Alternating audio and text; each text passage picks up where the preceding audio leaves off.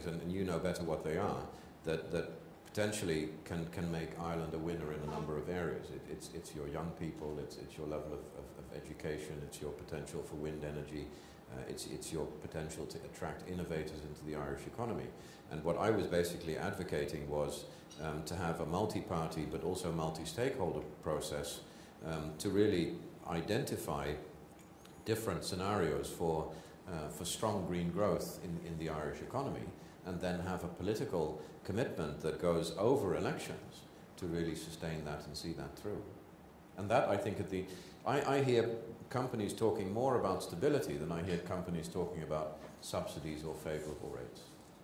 The one thing that it takes, and to pick up on something that Yvo said earlier, is it'll take consensus. And you know, I am encouraged to some degree, despite Matt's reference earlier to the fact that the present government appears to be taking time before it declares its stance on these things, that they are, as I hear it, determined to create consensus this time and develop a plan for these things that people will stand behind. And I think that goes right across the whole of the climate change response agenda.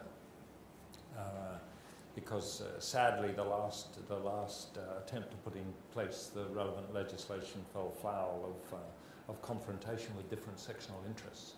So I think above all, it needs political consensus. In fact, we are not used to design business cases that involve multi-party stakeholders. That is, usually we have a bilateral agreement and say, okay, we go for energy efficiency improvement in a building, and then we just do it.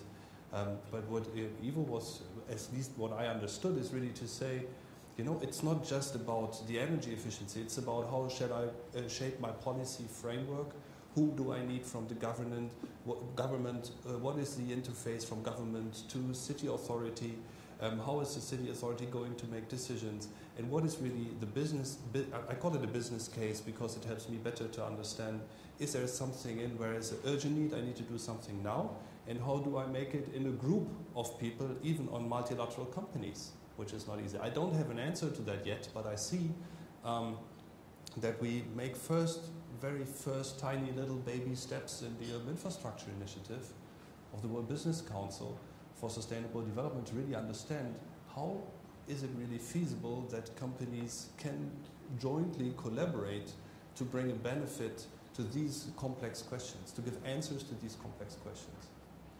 Yes, please.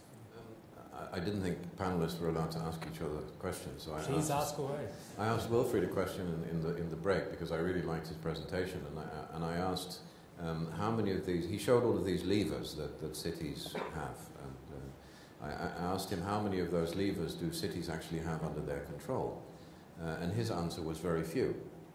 So even though you can do fantastic things at the level of cities, once again, you need the national government to provide the policy framework because actually they're the ones controlling the levers. As the generation fleet starts to become more green, Ireland becomes a far more attractive place to house sustainable data centres.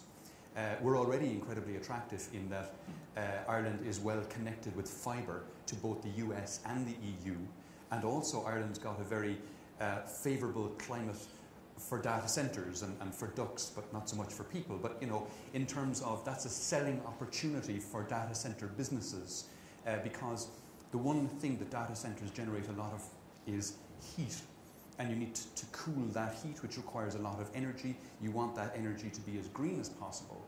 So I think there's a massive opportunity there as we green the generation fleet to bring in ICT practices like data centres and sell Ireland as a green data centre base. So I think that's one huge opportunity.